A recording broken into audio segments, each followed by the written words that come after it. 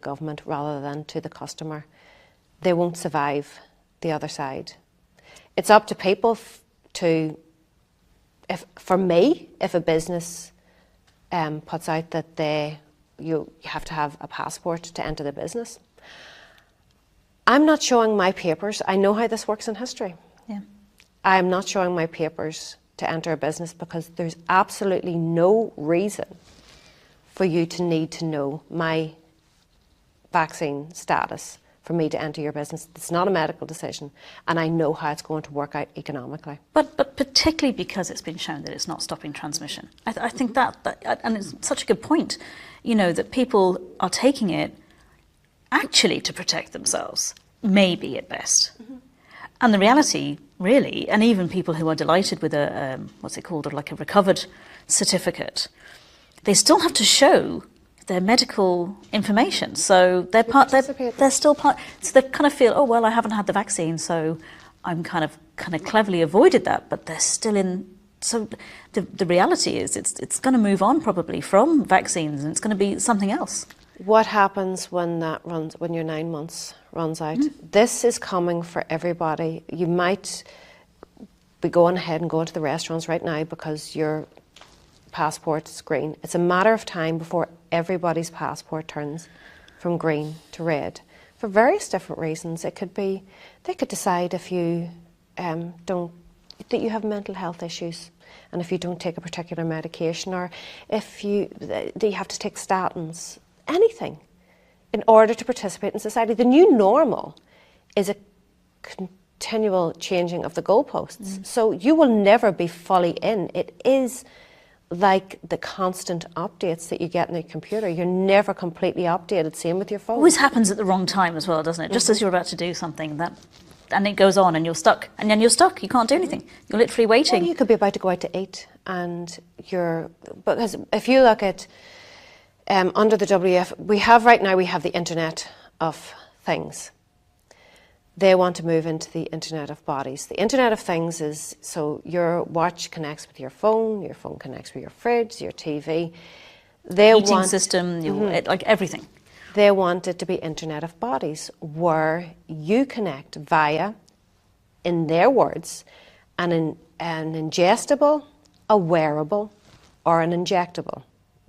This is their words, so that you connect to all of this. This is all data that's available. Go and look at the WEF website, scroll down, Fourth Industrial Revolution.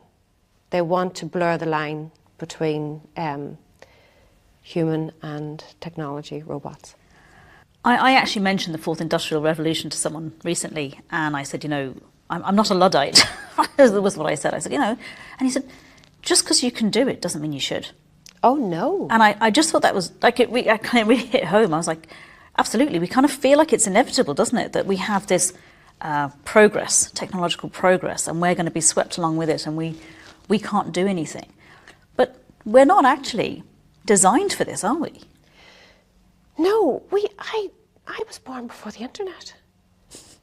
I didn't have a phone. I think I was born before you, so that's it. I think I didn't have a phone.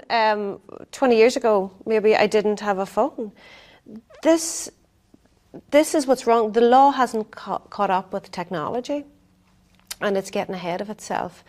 And you have these billionaires trying to take over control of the people and all of the wealth. That's what's happening right now. Like, while we're sitting at home, there's a wealth heist going on. Everything is being bought up around us, and meanwhile what we have is being inflated away. So in terms of the financial reset, because the financial reset's coming anyway, isn't it?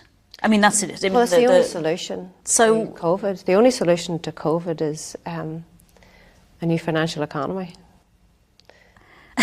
So money's going to solve the problem of a virus. Mm-hmm. But as you were saying, the fiat currency, it's come to the end. I think it was we've talked to you before, and you were saying it's been on life support, and now it's the plug is well, the body's twitching at this stage. It's coming to end stage. So if we don't participate then in the passport system, this medical apartheid essentially. Mm-hmm. What can we do then financially? Like what's going to happen? You will have to buy into it to a degree. It's better to have as much autonomy as you can over your finances. For me, it's precious metals. Every time the system has been reset, like 4,800 times, it's always been to gold. My guess would be that the globalist thinking started around with 1944, with the Bretton Woods Agreement, when all currencies were pegged to the dollar. Mm-hmm. That linked everything together. That has to remain. So what I would say is the IMF came out with the SDR, I think in 1969, just before the dollar came off the gold standard. This is a basket of currencies. Currently, I think it's the pound, the yuan, the yen, the euro and the dollar. Anything can be added into that basket. I would say there's a strong likelihood that they would add gold into that basket to tether it. And that will be the transition from the dollar being the reserve currency, because it right now would have the lion's share, into the digital yuan. In terms of central bank digital currency, it's already out in China. They've already put it out. But are other countries investing in that, or is it just more? You have Bitcoin, you have Fedcoin. Yeah, if you look, every single country, euro, they're all moving into a central bank digital currency. The new currency has to be a digital one. Because of the age we live in, it has to be a digital one. But with the level of control, it's actually terrifying. So are you saying, okay, it looks like it's going digital anyway, because obviously there's cryptos have come in, so the technology is there. And obviously technology is only going to progress even further, as we go into this. Is it that we're still going to be with a digital currency with gold and silver, precious metals, things like that in there? But if we didn't participate in the passport system, it would still be that, but with less control from government and central bank? Is that what you're saying? With the precious metals, you can operate outside the system with precious metals. It has been a currency for years. A lot of people would put a lot of credence into cryptocurrencies. For me, I do own them. There's some that have functionality, but Bitcoin, while it has a mechanism to control quantity, it doesn't have a mechanism to control its value. It's very volatile. It's not functioning as a currency right now. And it is almost like a fiat currency in that it's backed by faith. The enemy of all cryptocurrencies is regulation. And the SEC are working, they have Gary Gensler at the SEC working on that. Who, if you watch his MIT lectures, he's very well versed in crypto. Right.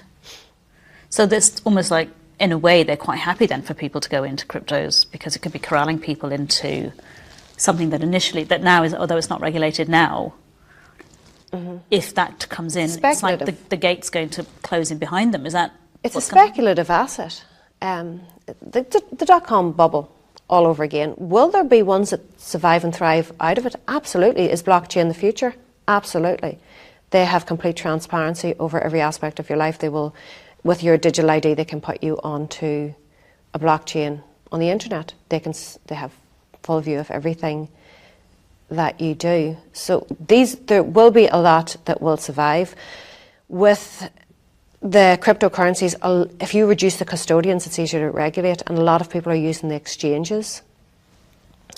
Coinbase were taken up. There was a court case against Coinbase, and they relented and gave up 20 or 30,000 accounts of their most prolific users. The IRS have requested that you have to fill in if you have traded in cryptocurrencies. If you fail to tick that box, that's a felony charge. So how do we know how they're going to regulate that? They can just tax you at 90% for any capital gains, and then you also have the issue of unrealised capital gains. The only thing I think it's back old school, precious metals they're safe. They've always been a hedge against inflation. Russia can back their currency right now. They have 23% of their reserves are in precious metals. China have upped I think they've increased by 60% recently. They have a huge amount of precious metals. You have Brazil, the IMF own like 2,800 tons of gold. Central banks hold gold. There's a reason. For me, there's a reason why I could see them tethering it to gold again. Okay. So, from what it sounds like, don't participate in the passport system if you're a customer or a business. Keep your kids away from participating in the system. Precious metals seem to be, a way of certainly. It's not necessarily an investment, but maybe it's like a secure. Precious metals are not an investment. They're a way to protect your wealth. In terms of what you can do, first thing you need to think of is, what future do you want for your children? Because you might think you're okay now, but this is the future that you are building. You're building your own prison. You're building a prison for your children. It's a series of dominoes. Take out those dominoes. Starts with vaccine passports. They're not vaccine passports. They're data passports. Data is the new gold and energy is the new currency. So take that out and everything falls apart. And the economy, honestly, the economy is failing anyway. They're trying to put in this new financial system. Either way, you need to prepare. You need to ask yourself, are you prepared? Financially, are you prepared? That was the only thing that was addressed through the whole collapse.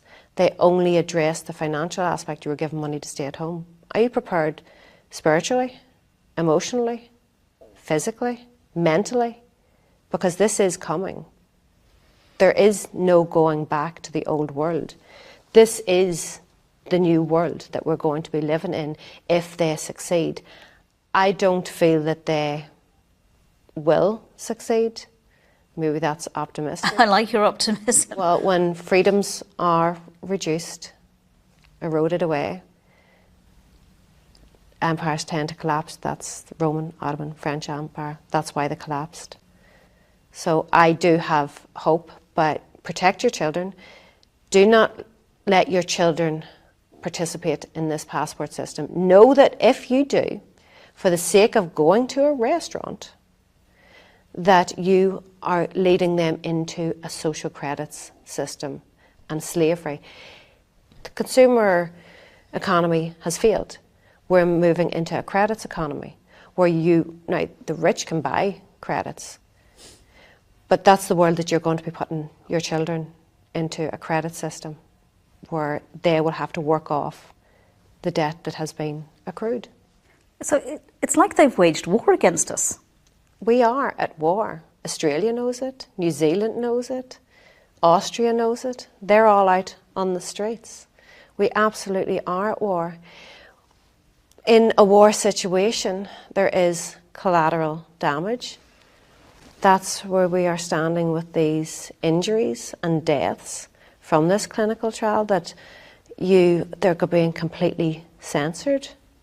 That information is being completely censored because it's essential to get us all on board. As I say, no exceptions. So we are in a war situation against a takeover, a globalist takeover from NGOs, non-government organisations, the WEF, IMF, UN, all of them. These billionaires and technology companies are dictating the future of humanity. And if we don't stand up, we are running out of time. And we need to stand up. And it's simple. In a war situation, men have been frontline at war, losing their lives. All we have to do is say no. That's all we have to do. Just mass non-compliance. That is the solution to this is mass non-compliance. Well,